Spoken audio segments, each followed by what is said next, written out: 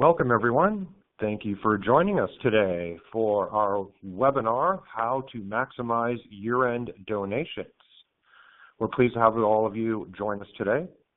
A couple of quick housekeeping notes before we get started. We've got a fully packed presentation for all of you today with some great guest speakers. Jillian Wade of Food Share Ventura County, Donor Relations Manager, Barbara O'Reilly, Windmill Hill Consulting and Year-End Giving Expert, Kate Sheridan from the 92nd Street Y, and our very own Jeremy Koenig. We will be sending out a recorded version of the webinar along with a copy of the presentation. So in case you miss anything you'd like to share with colleagues, please stay tuned for that.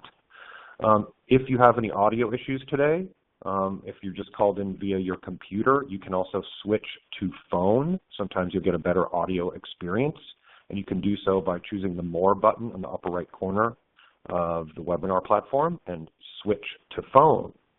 So without further ado, because we've got a lot of great content today, I'm going to introduce Jeremy. Jeremy, thanks for joining. Thanks, Chris. We're so excited for everyone to be on a call. Our goal is that you would each be able to take away one or two truths that would absolutely transform your ability to raise money and engage donors this giving season. So let's go ahead and get started. I just have a couple quick slides to get us all into the thinking of season of giving. A couple of important statistics. 30% of all U.S. giving happens in the month of December. More specifically, December 31st is the most generous day of the year, and giving is concentrated between noon and 6. Remember, during the giving season, people are most likely to make recurring gifts, make first-time gifts, volunteer, and fundraise on behalf of your organization. To drive home those 4 main points, I just wanted to take a quick minute and talk about the different trends between the demographics during the giving season. At a real high level, millennials, who are donors under the age of 35, they are most likely to donate with mobile, watch your videos, and crowdfunding is actually the way they prefer to give. As you all know, these supporters are most likely to respond to text and are active daily on social media. Generation X, who are donors between the ages of 36 and 50, are most likely to fundraise on behalf of your organization, pledge, and volunteer. These supporters respond to email, phone calls, text, and typically females specifically stay up to date on their social media feeds. Baby boomers, who are donors between the ages of 65 and 51, are actually most likely to make recurring gifts during the giving season. These supporters prefer to respond to phone calls. They check their email regularly, and they are considered late adopters of social and text. Finally, the greatest generation, who are donors over the age of 65, they are actually the most likely to respond to direct mail and give by check. A little note here, wealthy seniors are actually more likely to own smartphones and donate by credit card. So with that introduction, I'm going to turn it back over to Chris to introduce our next speaker. Excellent. Thank you, Jeremy. And again, a reminder to everyone, we will be sending out a link via email to view the recording and download the slides. So you can, again, share with colleagues and review anything you may have missed. Also, feel free to type questions into the chat here on the lower left. You can choose to send to presenters, and we will be capturing all your questions. We are going to have a good amount of Q&A. We're going to try and leave at least 10 minutes at the end of the presentation. So our next speaker is Kate Sheridan, who's with the 92nd Street Y. She's the Director of Partnerships and Programs, where she helps to develop and scale innovative programming across all the 92nd Street Y's multidisciplinary areas. Welcome, Kate. Thanks for joining today. Oh, thanks so much. And Kate is a very busy speaker. She's in high demand, so she's got a lot of great insight to share with you. And I guess my first question for you is, how can NPOs engage volunteers to really help with end-of-year giving? And how, to use those end-of-year campaigns to grow, your volunteer community and drive engagement? That's a great question. We actually get that a lot. I think there's a lot of ways to do that, but the way that we see that's the most powerful and successful is by really inviting your volunteers, your community, your staff, your neighbors, whoever it is, to participate in your campaign. Don't just make it a one-way conversation. Really open the doors and have them share why they support you and why they give to you, and have them share with their friends and network. It's something that we see happen a lot with Giving Tuesday, which is, of course, December 1st this year, and is a great way to kick off the end-of-year campaign. So, whether or not you're planning something for Giving Tuesday, we encourage you to still use the day to ask those supporters to share why they give, or share a story that it changed their lives and made them decide to support your cause. So, you can use that storytelling period to really have a big ramp up to your end of year campaign, or to that final day in December.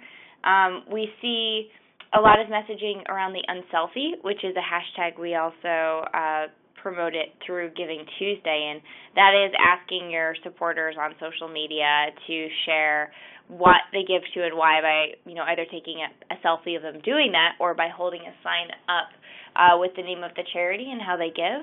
And that's another really powerful, really easy and creative tool that people really enjoy participating in. So the more you can encourage those volunteers to be a part of your campaign, not just to be an end to it, or be kind of on the sidelines, but really have them be on your team and help share what you do during those critical weeks. Fantastic. And now, I see that, obviously the 92nd Street Y has a number of partners. And so how would you sort of suggest, how what recommendations do you have for engaging partners, finding new partners, and all of those efforts that go into that? Yeah, so 92Y, we're home to Giving Tuesday, but we kind of keep it a bit separate. So Giving Tuesday has right now over 30,000 partners, is what we call them, but they're mostly organizations that sign up to participate in the global movement. Some of them we work very closely as partners, and then we also have many, many other partners that we work on other programs here at 92Y. And I think, a lot of times they come out of different forms. Sometimes partners introduce us to other partners. We do a lot of cold emails and cold calling. I think if you know that your missions are aligned, just start the conversation. And we oftentimes don't go to them with a fully baked idea. We're going to them as partners because we want their help, and because both parties or multiple parties can contribute to that project to make it better. So I think if you have that vision in mind, go to someone who has skills that you don't have, or who can really help in some aspect of it. That was really critical to launching, all projects, but especially Giving Tuesday, where we work at a nonprofit community center. We are not experts in philanthropy, but we asked those experts to help, and we asked an expert developer to build our website, and we asked a PR firm to help with our communications. These were all skills and areas that we don't necessarily have that expertise in, so we looked elsewhere and said, come join and share this experience with us and help us build something really great. I think having that invitation is really a cool moment, and you can learn a lot from your partners.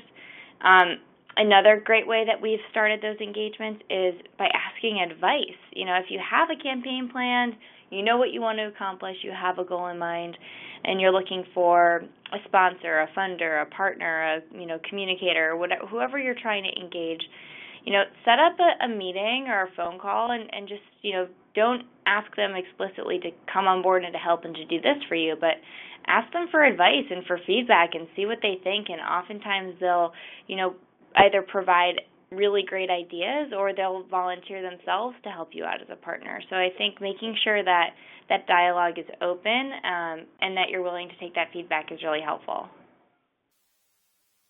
Wonderful. And now, it's on a very sort of tactical level, when it kind of gets down to the actual moment of giving and the donation page, you have any recommendations, that you found are particularly important when setting up those types of pages? I mean, this slide says it all. I think these are great tips. We're learning more and more that people are engaging mobilely. So whether, whatever you build, you want your site and your page to be mobile responsive, and you want it to be optimized so that if I am clicking on your site because I read an article on my phone, on the subway on the way to work, I can easily get there and read it. If I'm on my tablet, no matter what kind of tablet it is, I can easily access it. People are reading and accessing things on totally different devices and in new ways, and you want to make sure that yours is easy to read through. I would have it very visually appearing and speaking to the mission and the message that you want to come across. I wouldn't focus on give and dollar signs as much as I'd focus on look at how important our work is, and this is why you should give. And I would also make it just very, going back to the tactics, make it quick and easy to get there. So you don't want people clicking through and having to browse or go down these rabbit holes. The shortest way that they can get to that page, the better. So just make sure that as you're mapping it out, you make it a really easy way for them to quickly give and to engage. And now, in terms of goals and communication, which are critical for a variety of reasons, what are your sort of top tips for how to communicate goals and communication progress across everyone? Yes, goals are so important, and it's something we definitely from Giving Tuesday Central want to see more of, because the data that we've received on the people who plan for the Giving Days is that if you set a goal, you have a much more successful day. So it's a great thing to have internally, but also externally.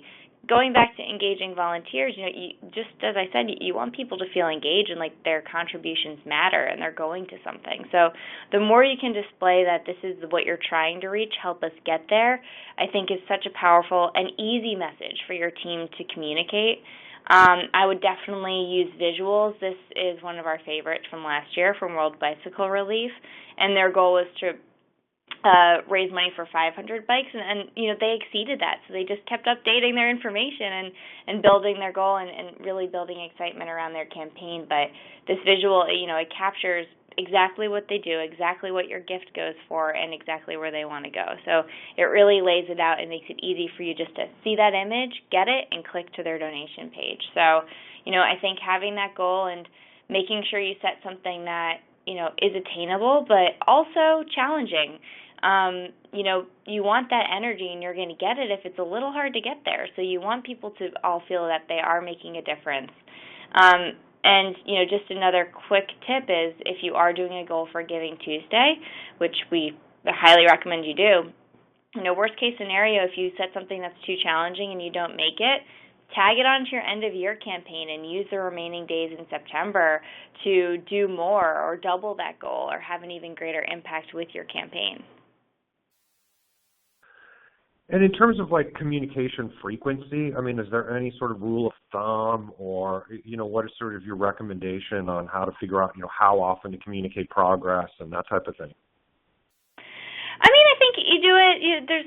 There's different ways to do it. I don't think there's a clean answer on that, and I don't want to misspeak. But there's on one hand, you should do it regularly enough that people feel that they're updated. You should do it probably, if you can, with your thank you email, send updates in some way to the donors.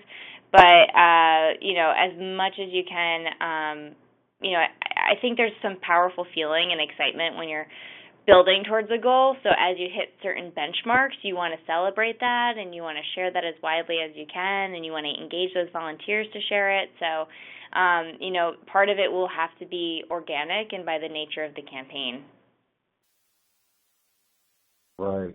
And now, in terms of, you touched on it a little bit in terms of donor communication, this is what we're talking about, but once they have given, you've got some great ways to thank donors. And do you recommend using just one or multiple ways? What have you found in terms of, best practices in kind of going above and beyond and thanking donors?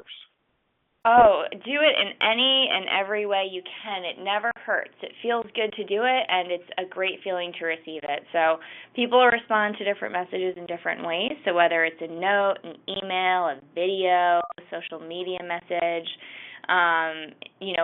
whatever form, it could be in person. say thank you. We are really focusing on gratitude this year for Giving Tuesday because, we've been learning more and more that people who are more grateful are happier and they're more philanthropic, and it's all connected. And I think the more that you can spread that spirit of generosity and gratitude, the farther your campaign will go. We have a few case studies, too, where people who, instead of running a Giving Tuesday fundraising campaign, they just did a thank you campaign. And they actually fundraised a lot. There was the Associated in Baltimore who hosted on Giving Tuesday an all-day telethon where they had staff volunteer to take a list and make thank you phone calls to donors. And they just said, hey, it's Giving Tuesday, it's this global day of giving, and I'm just calling to say thank you. We appreciate your support throughout the year, and we're going to take the time out of our day today just to make these calls so that, you feel loved as part of our community, and so forth and so forth and so forth. And through these conversations, they actually raised over $1 million for the organization. So I think there's actually a better message saying thank you. And again, if you want to keep those donors and want them to come back and, give again on, December 31st, which, the data also shows they will do, you need to have a powerful thank you message. Fantastic insight, Kate. Thank you so much. And again, everyone, we're going to leave time at the end. I know Kate has a little bit of a hard stop at the top of the hour, but we're going to do our best to, give time for all of you to address any specific questions you might have for Kate and her work at 92Y. So we're going to move on quickly to the next speaker because we've got so much great content here. But everyone, please feel free to submit your questions into chat. We may be able to answer some of them, right within chat or, again, in the Q&A. So our next speaker is Barbara O'Reilly. We're pleased to have Barbara with us. She is a principal consultant for Windmill Hill Consulting. She brings to her clients more than 20 years of fundraising experience at major nonprofit organizations, including Harvard University, the National Trust for Historic Preservation, Oxford University England, and the American Red Cross. She has worked with clients, including the National Historic Trust Preservation, where she oversaw a major gifts team during their $165 million campaign. And Barbara helps nonprofit organizations create impactful, donor-focused relationships through strategic development planning and coordination. Welcome, Barbara. Thanks for joining today. Thank you. I'm delighted to be here. So we've got so much great content, and I think kind of continuing a little bit on with what we were just talking about with Kate, there's a lot of giving activity going on. We've got Giving Tuesday. There's a lot of others. How do you best engage with the donors that you have? What are your thoughts on best practices? Well, first of all, it's important to take a step back and think about how you're engaging with them throughout the year. And this is sort of piggybacking on some of the messages that Kate had just shared. Thinking through the fact that according to the Fundraising Effectiveness Program study that was just released earlier this summer, they found that the average donor retention rate is about 43%, which means that on average, nonprofits are losing 60% of their donors every year. So this is important because organizations need to be building in sort of a regular line of communications, both solicitations and non-solicitations, that will communicate not only the results and the vision and the dreams, but also then opportunities for investment, for continued investment. And this will help to then set up a very successful fourth quarter for your fundraising while we're sort of everyone's starting to think about their end-of-year philanthropic plans, and organizations are seeing a very strong uptick in their own activities. And now in terms of, we talked a little bit about Kate in terms of how often to communicate. What are your sort of recommendations and best practices in terms of how to reach out and share, celebrate, and solicit? So according to Penelope Burke, who is sort of the guru of donor-centered fundraising, she's done a lot of research on donor behaviors and has found that there are two important factors that donors have cited to why they have stopped supporting organizations. The first is a lack of communication. The donors are just left wondering once they make a gift, what happens to that support? Was it useful? Was it used? Did it actually make a difference? And the second is donors will stop giving if they feel like they're being over-solicited. Now, that may not necessarily be the reality or how an organization actually does communicate. An organization might have the best calendar of sort of a balance between non-solicitation and solicitation pieces or materials through multi-channel media, multi-channel outlets. But the perception for that donor is if they feel like they're getting solicited every single time they hear from that organization, that's their reality. So there are two ways to be countering that. The first is to be thinking in your communications throughout the year as you're building out a comprehensive annual development plan, is to think about how you can share your success stories. Bring the work that you're doing to life through tweets, through pictures, through blogs, through videos. If they are sort of larger annual donors or major gift prospects, bring them to face-to-face with your work through site visits or other in-person volunteer opportunities. And celebrate their investment in you. Celebrate the results and the successes that you've had because of them.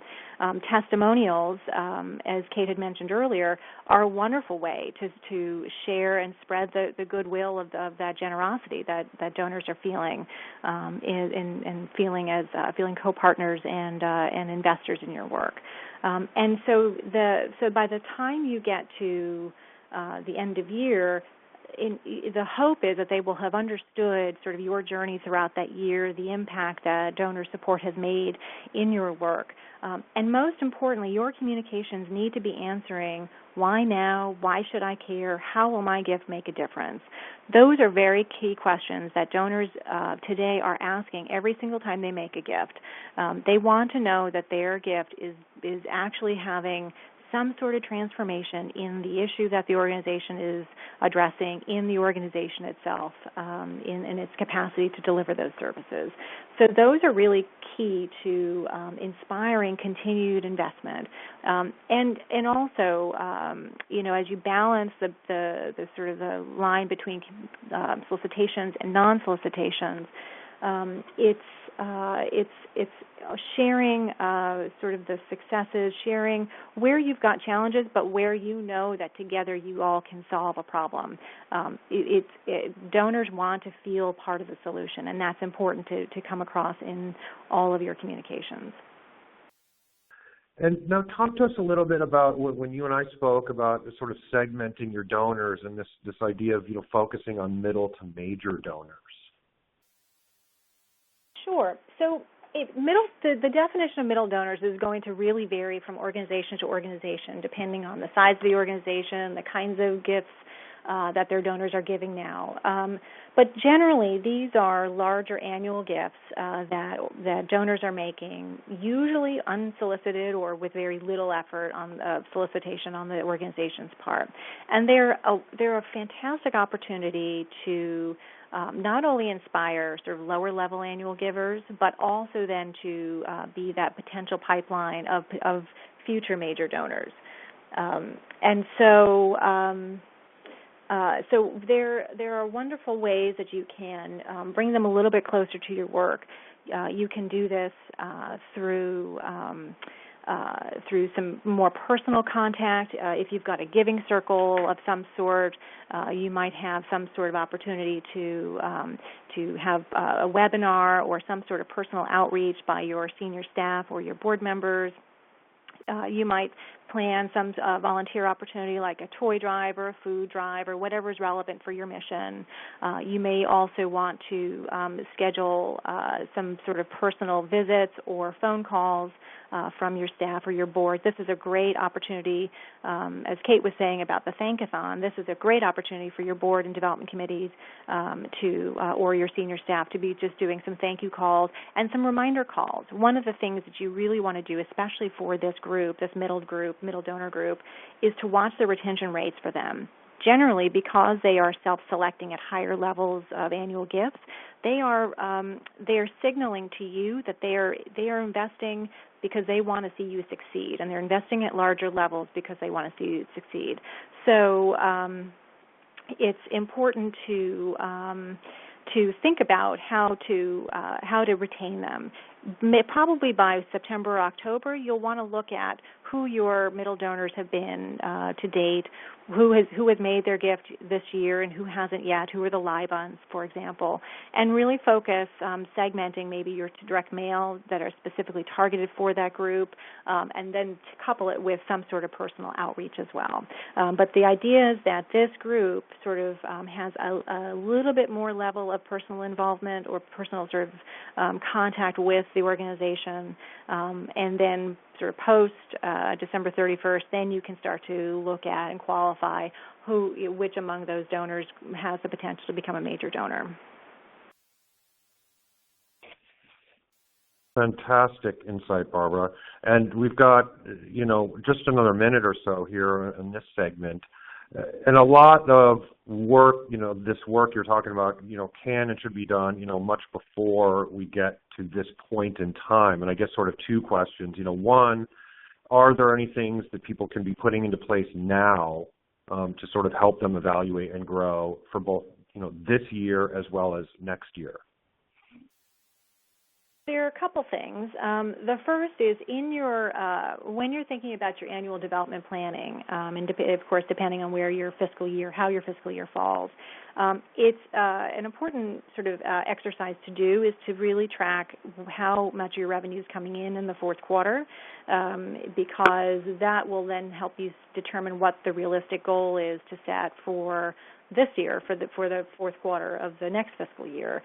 It also is a good barometer to gauge how if more than 50% of your annual revenue is coming in the fourth quarter, you want to think about how to sort of maybe alter your communications, alter your solicitations in a way that will try to level out the revenue stream so it's a little bit more even throughout the fiscal year.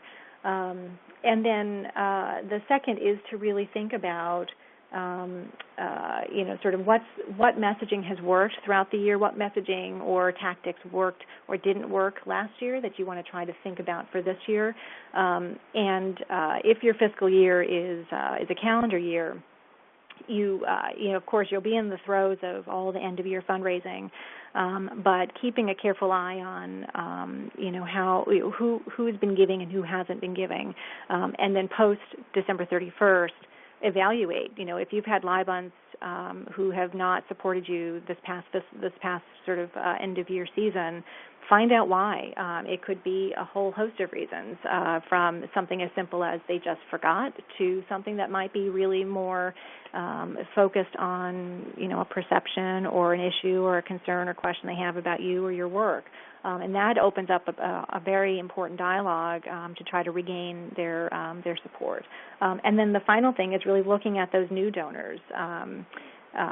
It's for retention of those first-time donors is extremely low, is to get that second gift.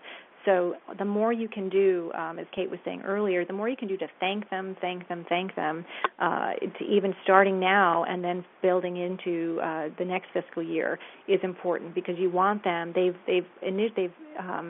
invested in you at whatever level, even if it's a $25 level, and you want to keep them. You want to start to bring them into your work and understand why you continue to need their support and how they can help you moving forward. So those are sort of the ideas about retaining and growing the retention rates of those first-time donors. Fantastic, Barbara. Thank you so much. There's so much more content. It's just great insight for everyone.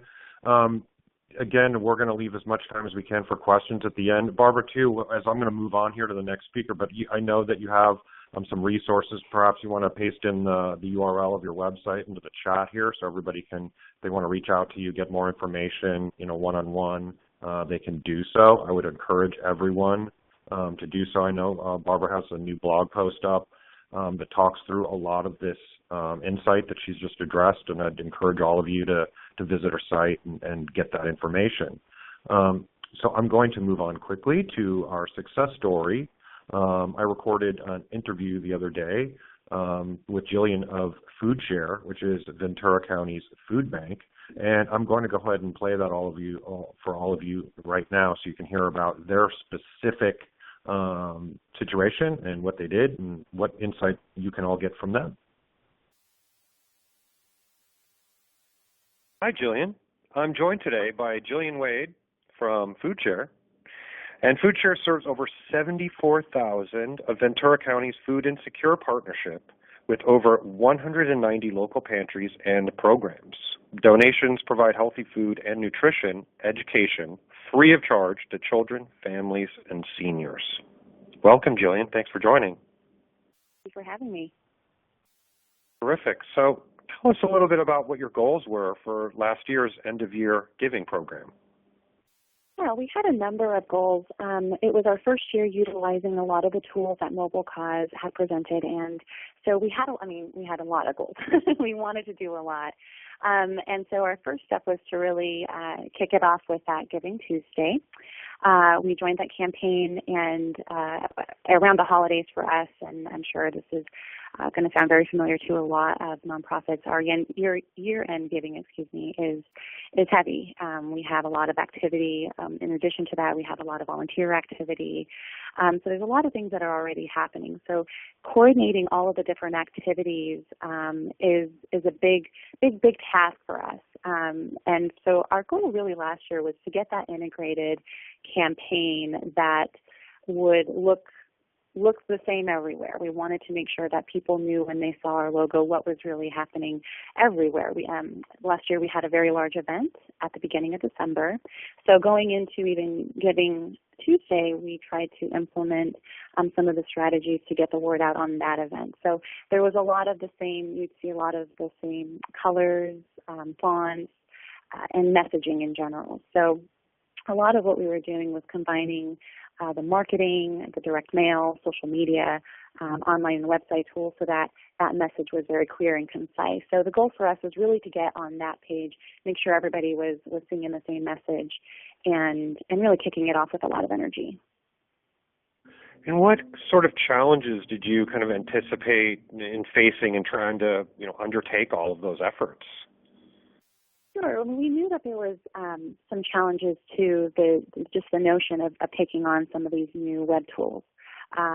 There's a lot of concern in the community about, how resources are being spent. So really making sure that the communication about our tools and how we were utilizing them was really important for us. In addition to that, we wanted to make sure we really understood what our community wanted. For us, we have a very mixed community. It's a very eclectic community.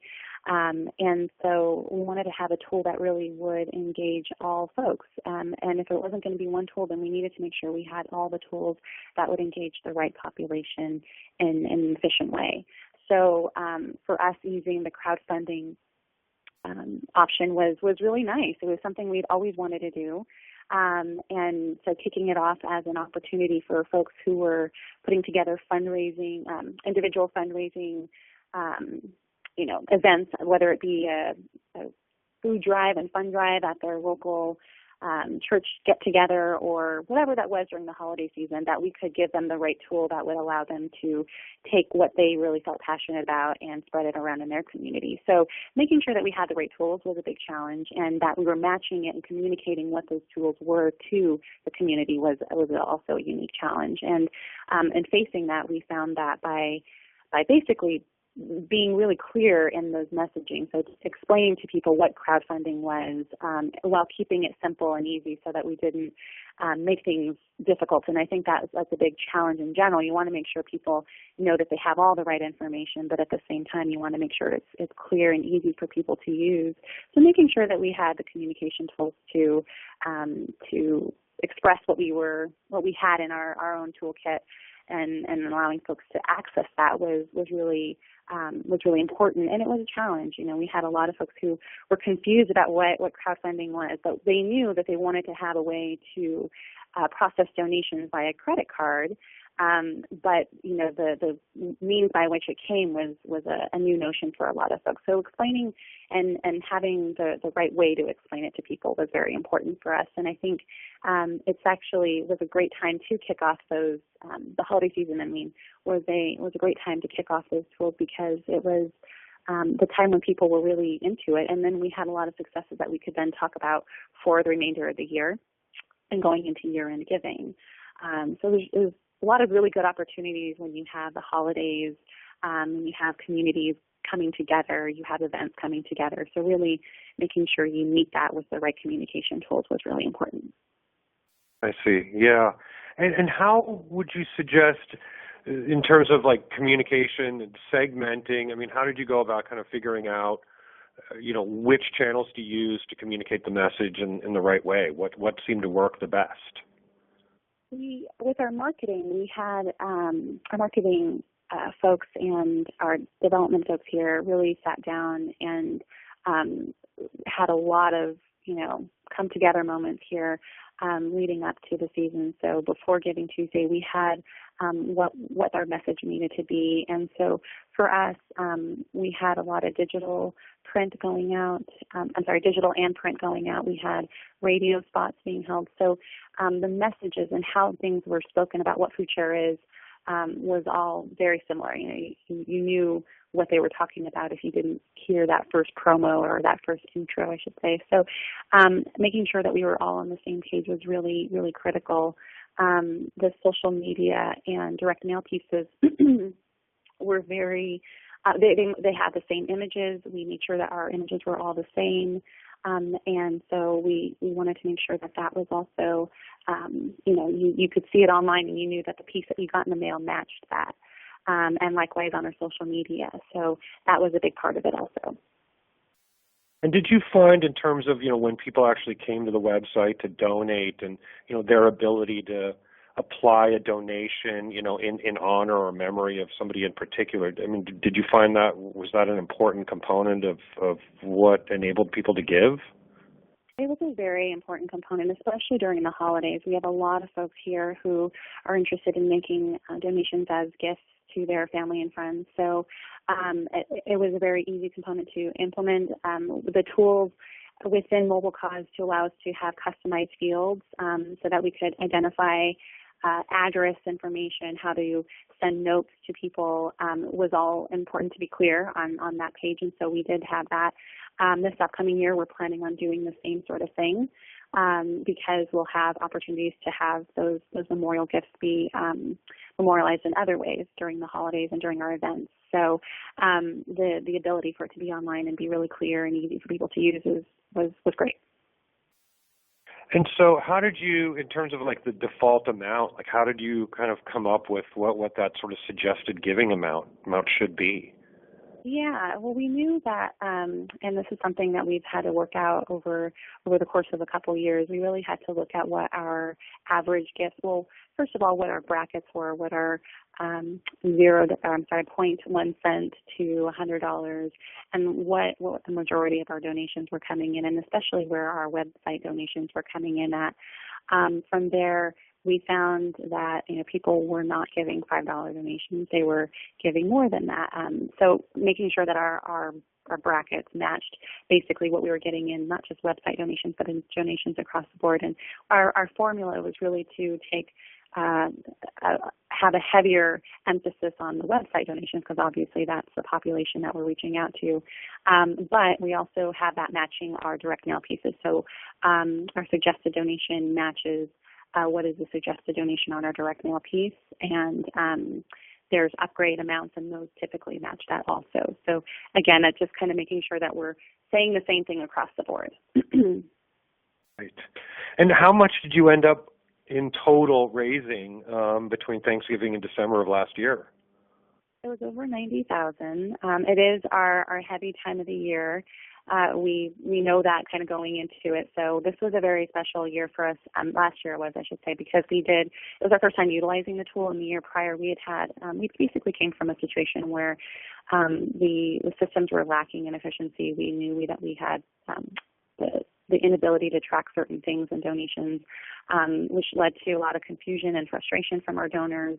And so people were having to call in, and it was at a time when it was during the holidays, and they didn't want to have to deal with that. So they wanted to just make their donation, at 7 o'clock at night after dinner when they had thought of it. They didn't want to have to try to, facilitate phone calls or letters to try to get a donation, and they wanted to make that easy. So we knew that we had a deficiency in our systems. So going to a system that allowed us to basically create as few obstacles as possible and really put the power back in FoodShare's hands was incredible for us. So it was really a very exciting year last year because we knew we had the ability to really keep the form quick and easy and clear. I mean, that was the big thing, is that it needed to be clear. And if we kept if we put things and we had a bunch of things for people to check and add in, we knew that we were going to have issues, and we knew that because we had came from a system like that. So keeping things simple,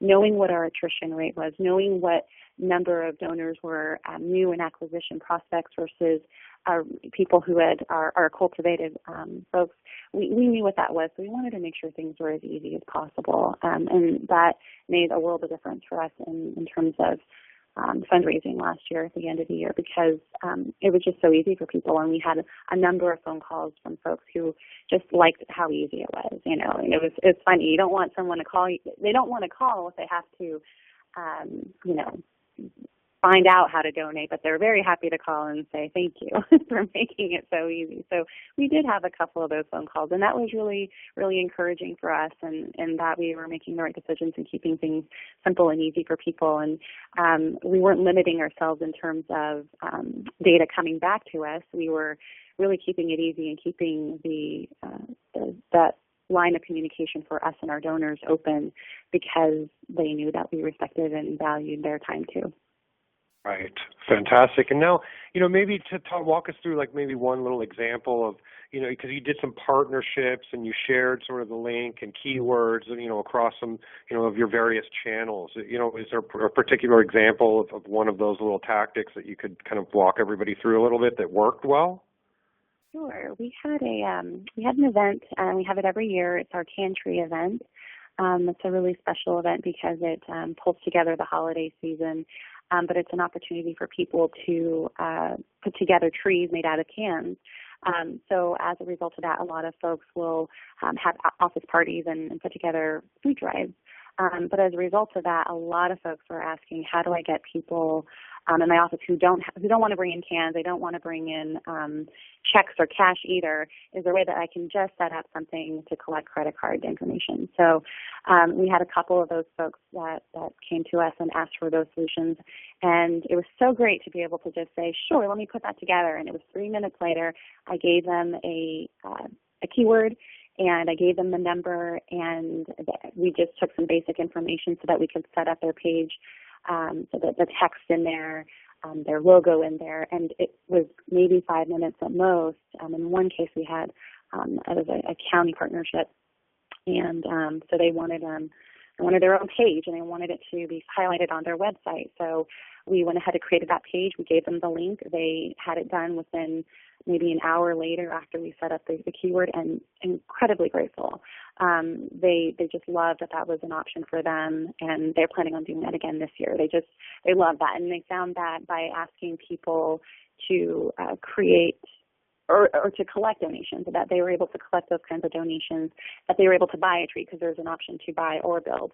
So with one of them, they were able to actually buy a tree. So very, very helpful, and beyond that, it just created just a sense of, you know, that FoodShare had all its tools that it needed to accommodate essentially any event. So it was really great, and for them, they're planning on using it again this year, and they're hoping to be able to collect enough to do 2 trees. So they're actually changing some of their marketing so that they're able to collect more in credit card donations, because it is a little bit easier to collect credit card donations as opposed to cans, and then trying to figure out the transportation and holding place for all of that too. So it for them, it was a new opportunity, and that's exactly what we want to hear. Fantastic. So what's on tap for sort of this year, you know, after you've learned, you know, from last year, kind of how do you make it even better? Yeah, well, after last year, we knew that we still had a couple of deficiencies, and that was really our website. Our website was a little dated. And so we knew that it was time to get that website up to date, and more importantly, mobile friendly, because it was not mobile friendly. And I think for us, having the credit card processing be mobile friendly, but then the page itself not be mobile friendly, it just created its own issues. So this year, we just launched our new website a couple days ago. So we're really looking forward to utilizing that as a tool. And I think in the past, we've highlighted and utilized our social media tools to not necessarily guide them through the website, but to take them directly to our donate page. And this year, I really am looking forward to using those tools to really allow folks to engage with the website and get their questions answered so that they can be further engaged for, beyond the holiday season. And see other opportunities within Food Share's there's just so many ways to get involved here at Food Share beyond giving, and we find that people who are engaged with Food Share beyond just their donations, they tend to be wonderful donors for life, and they have a tendency to spread that good word that we want out in the community, and they are great ambassadors for the work that's happening here. So we really want people to engage with us in that way. And having a website this year during this holiday season when we have so much traffic that's informative, efficient, gets those messages across correctly is going to be a really great tool for us this year. So we're looking forward to that. And of course, we have our events that we have during the year, specifically Cantry coming up, and it's a really magical time for us because we have just so many wonderful good feelings happening around here, and a lot of folks are starting their planning for different fun drives and food drives. So this is the time when people are really getting active and wanting to make sure they have all their ducks in a row to facilitate fundraising, both in the office but even at home. This is when we start getting those phone calls from folks who are during Thanksgiving planning on doing their own can drives with their family and friends. So having these tools in place again and having a way online, having a way online to have them access those tools and then run with it is really kind of special. So we're looking forward to seeing more of that. And then again, just that launch of that website is going to be really great. Really exciting and busy time, so we're really grateful that you took time out to join us and share all of this insight with everybody that's attending. And I guess just final thought, is there any sort of real recommendation after all of this that you've been through and what you've learned that you might want to share everybody with? Yeah, I think the two things that we utilize and that really help us is having that integrated campaign so that your images all match. It really says something about your organization when people recognize an image that isn't your logo out in the community because it's being it's put everywhere. So having that integrated campaign so that messaging really speaks not just to who you are, but speaks to how everyone's talking about what your organization is about. So the integrated campaign and then the data analysis, I think. We kind of talked earlier just about that segmentation and really understanding what donations are coming through your website, how to really make that donation form really work for you and not against you. And we've had people who called in and really like the website, and we've had people who have called in are confused in the past by it. So knowing that we're in a position now that doesn't happen is really a result of us knowing our donors and looking at those segments, understanding who is really accessing our website. We're constantly looking at our Google Analytics page. We're looking at the analytics on our social media to see who's accessing the data online. And I think that's a big part of it too. For us, going into it and understanding it now makes us better fundraisers come that holiday season, especially coming during that Giving Tuesday time. How we talk to them is, again, if it's a solidified campaign that everyone talks the same way and you understand your donor really well, it makes all the difference for your year-end giving. Terrific. Thank you so much, Jillian. Terrific insight. Thanks for joining us. Thanks.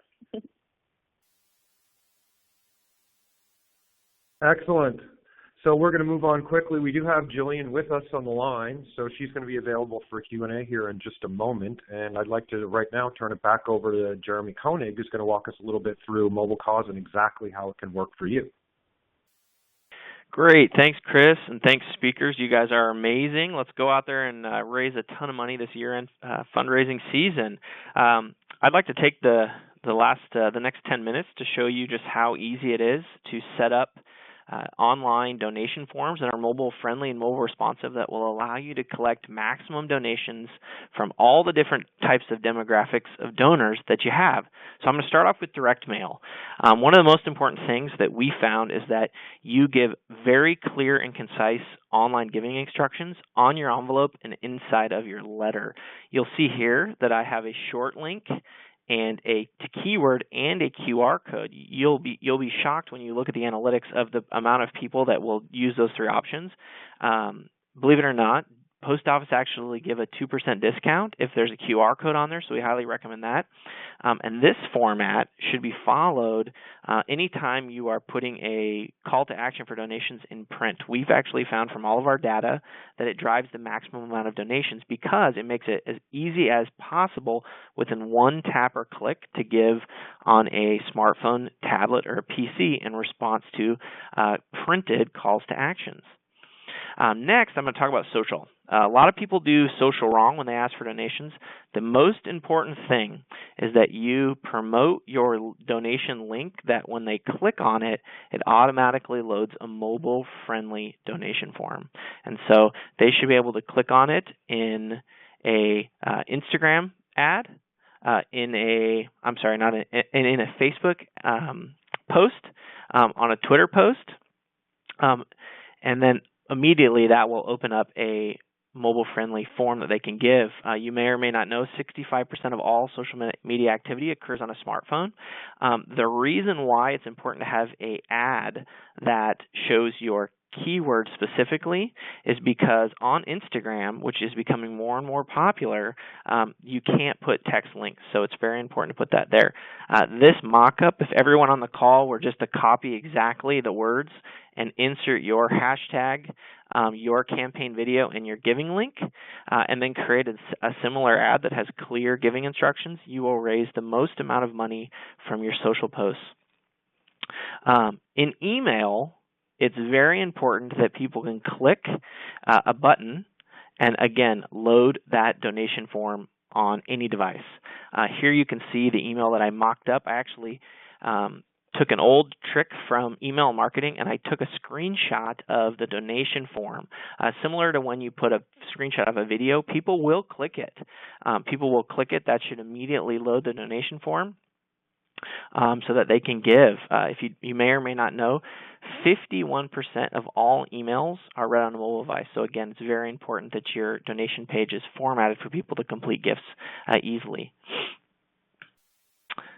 Okay, let's talk about text messaging.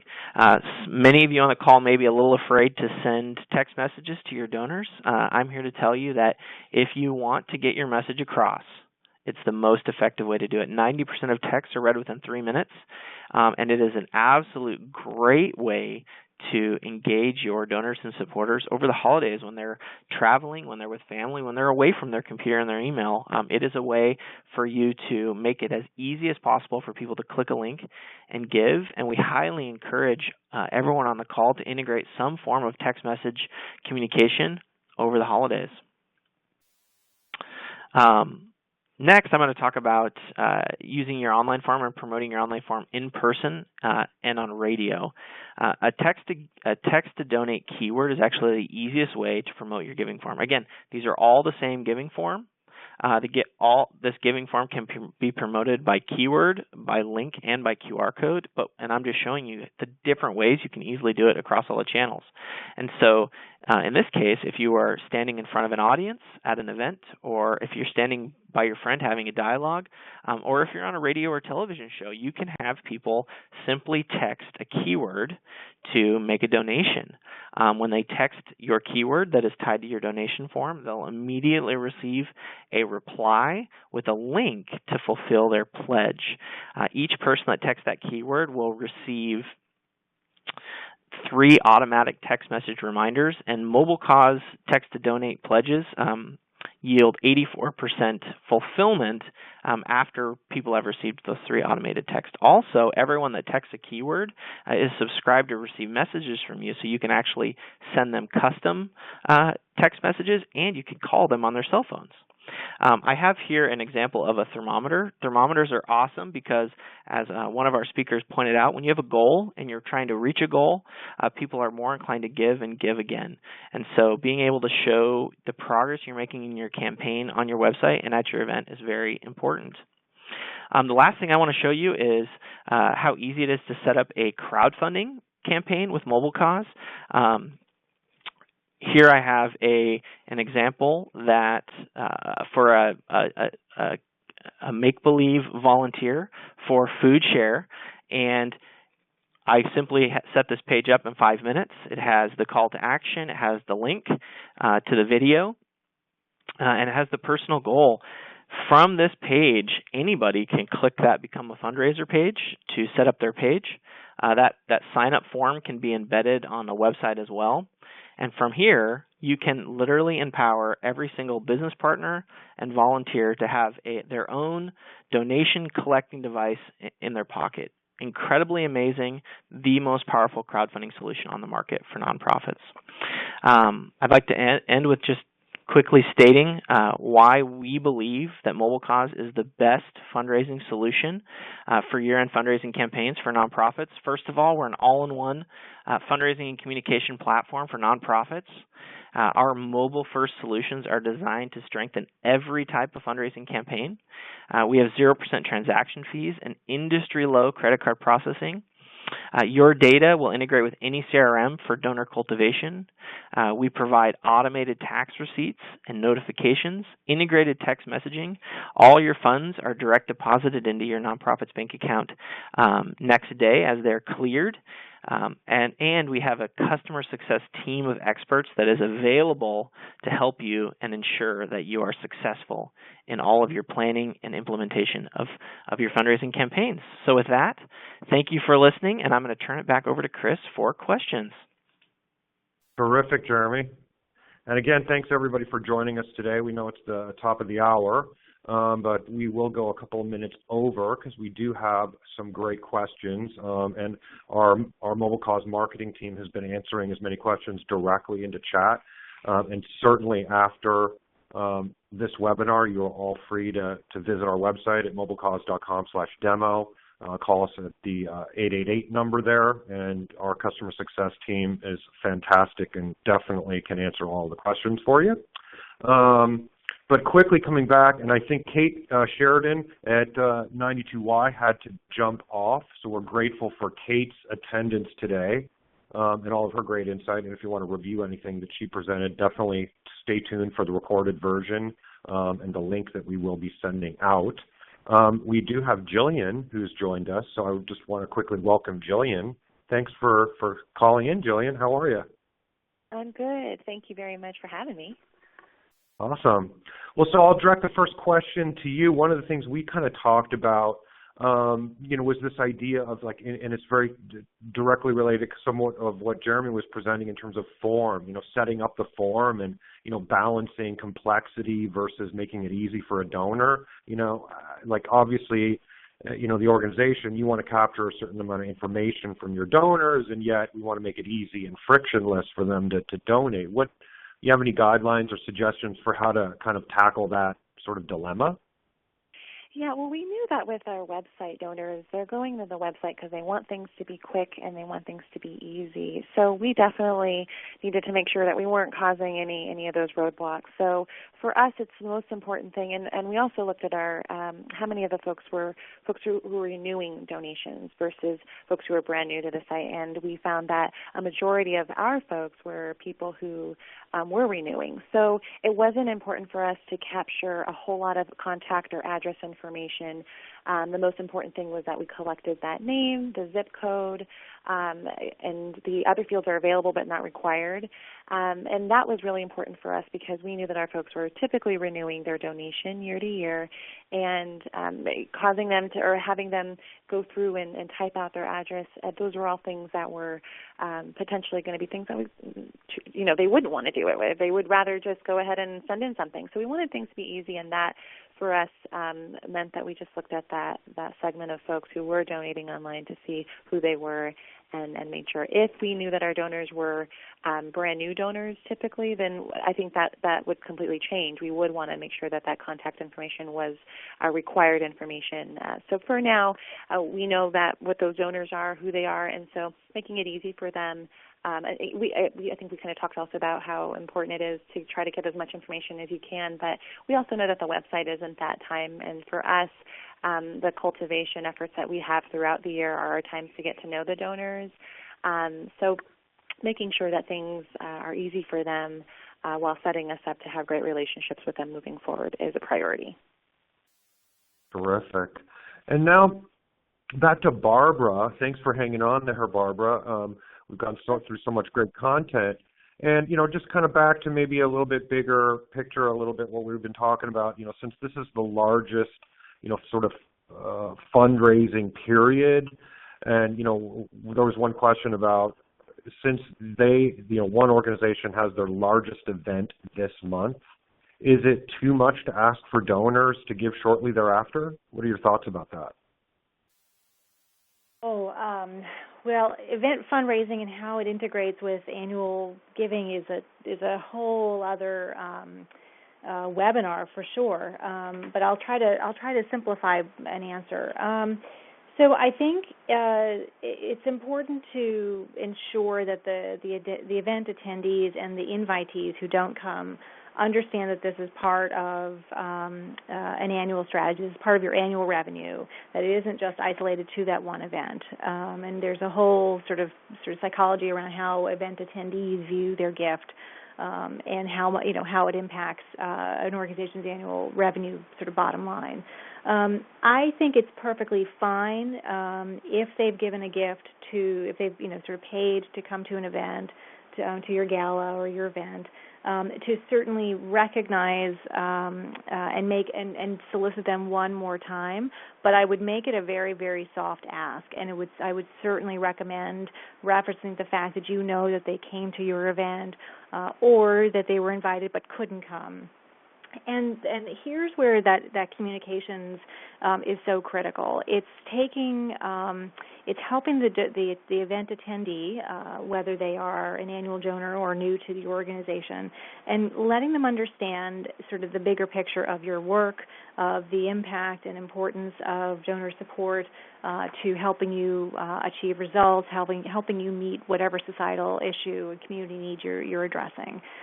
So it's okay to do that, to make one more ask in some way, but I would do it in a way that doesn't seem too aggressive, that's very soft, that maybe highlights the success that you've seen because of the goodwill and the generosity of other donors, and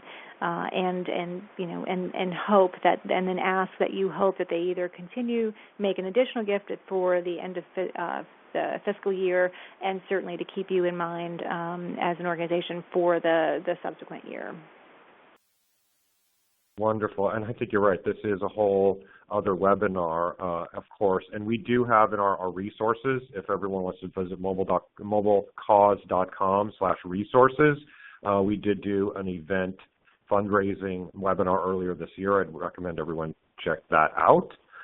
Here's a question for you, Jeremy. I believe, based on your history and seeing thousands of other organizations set up these kinds of programs, what about an organization that hasn't used Mobile Cause and mobile giving? What kind of goals? Is there a benchmark that we've seen in terms of a number to set? Anything that you could kind of recommend in terms of that?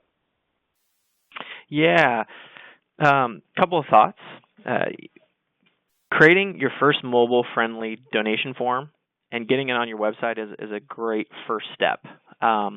If you have a website that is not mobile-friendly, the recommendation is to have a great big donate button like FoodShare has, and then have people to be able to click that, and it loads a secure, mobile-friendly custom form.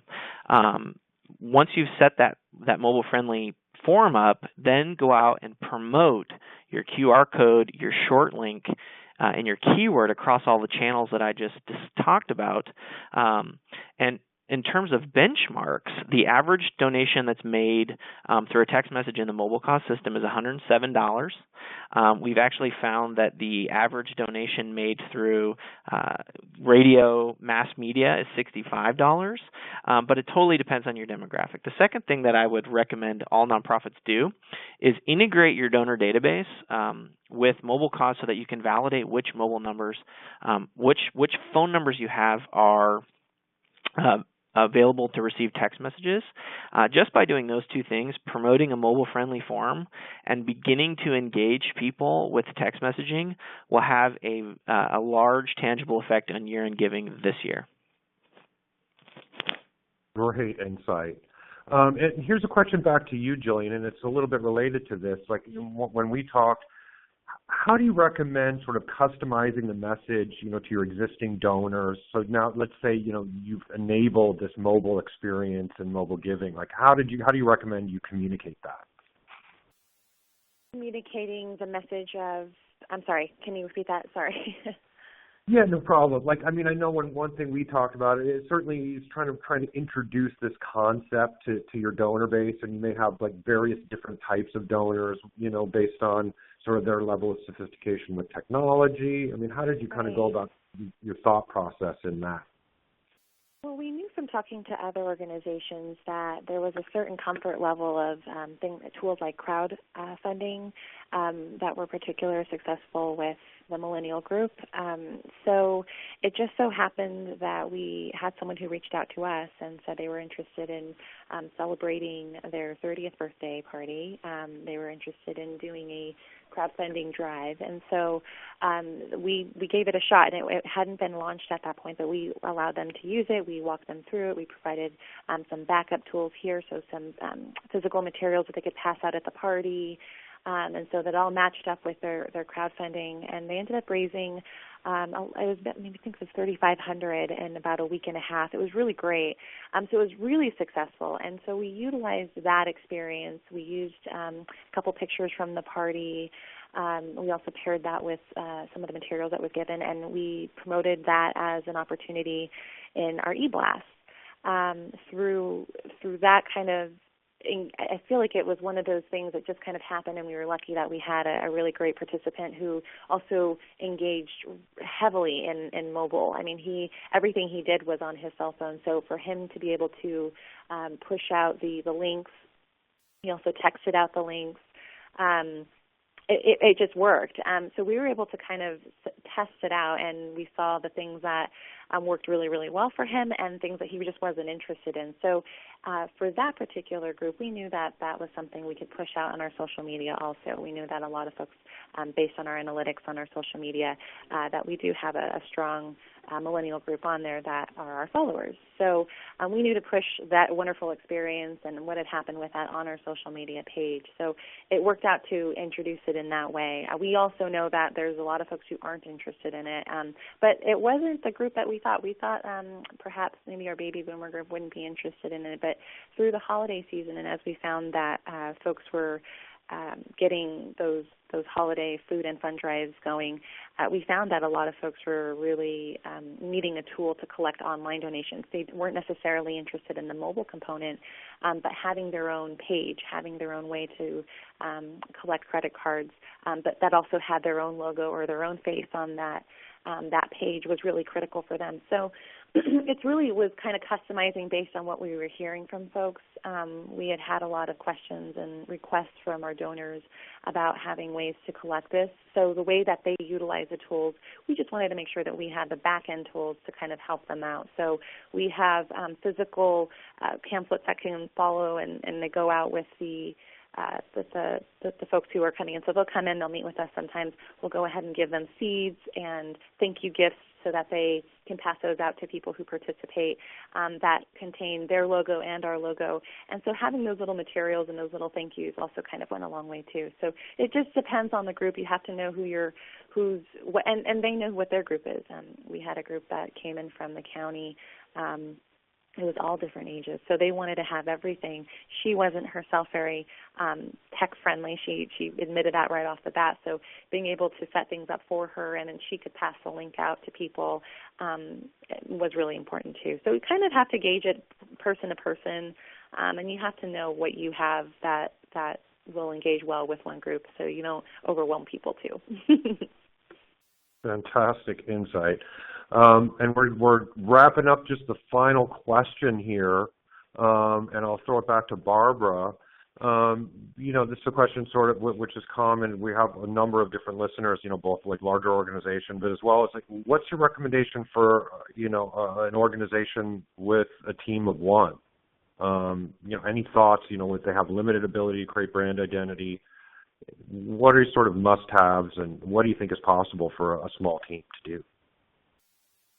This is where the prioritization of your donor base is especially critical, and where you want to focus not only throughout the entire fiscal year, but especially at the end of the year on getting those where you can find the best wins, and that's retaining your LIBUNs, trying to regain some of those SIBUNs, those folks who gave a couple years ago but haven't supported you since. And really utilizing your volunteers, your board leaders, or other volunteer leaders where you can to help sort of magnify your own ability to outreach to these donors. I think that's especially important. And just being realistic that you're not. That you want to focus on retaining the donors. Getting new donors is important, and I'm not at all minimizing that. But if you're a team of one, that is not necessarily going to be on the top of your list. Retaining those new donors, those first-time donors, when they do come through the door, absolutely. But I would focus on where you're going to find where you're going to be able to sustain the loyalty of those who've been supporting you to date. Terrific. And again, thank you so much, Barbara, Jillian, and Kate, who I know had to jump, and to our very own Jeremy Koenig. That's wrapped up our time today. Thanks for everyone for joining. Again, if you do have specific questions about the Mobile Cause platform, how it works, all of the features, functionality, your specific solution set, the team is definitely available to answer those specific questions for you. I'd encourage everyone to visit mobilecause.com/demo. You can sign up there for a specific walkthrough for you. You can also call us at 888-661-8804. Also, please do, again, stand by for the link to view this recording. And feel free to share with your colleagues. And do stay tuned for upcoming webinars. And best of luck to much success in this year's end-of-year donations campaigns to all of you. Thanks again for tuning in today. Have a great day, everyone.